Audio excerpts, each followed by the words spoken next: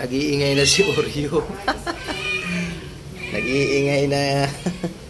Nag-ready na si Mamsi ng ano. Nag-ready na si Mamsi ng pagkain. Hindi natin ito kay ano, kay Jessie muna. Special na kay Ate Jessie. Ito, ano to, malunggay powder. Pagkalagay din sa plato yan, sa kapatakan lang siya.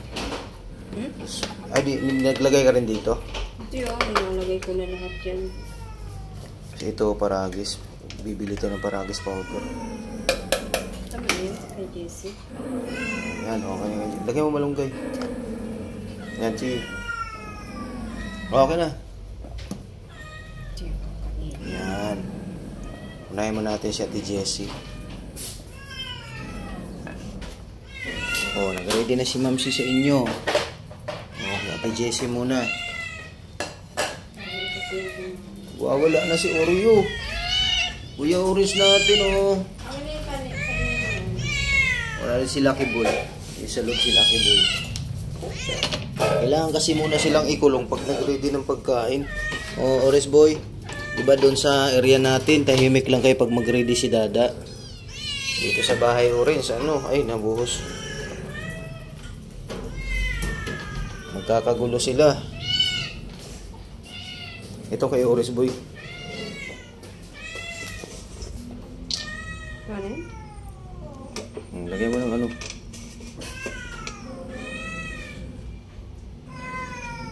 Oops. Paragis. Yan, burburan lahat ng malunggay powder yan. Yung paragis.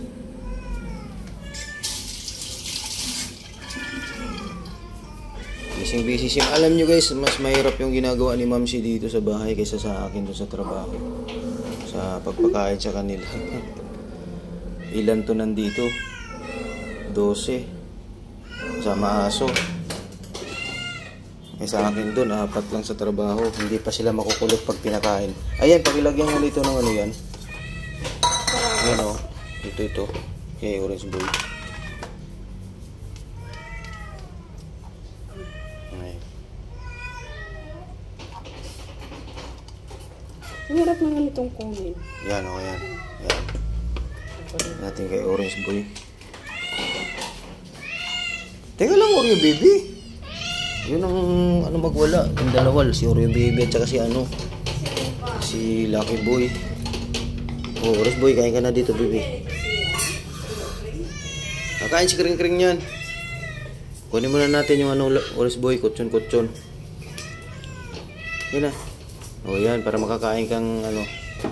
Kakain ka ng marami dito. O dyan.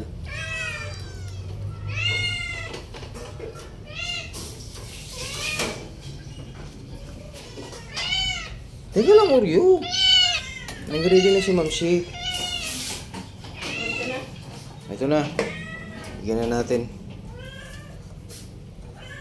Kay ano to, kay... Kring. Hindi.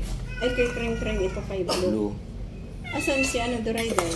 Andun. Sa loob. Oo. Ako, agawan.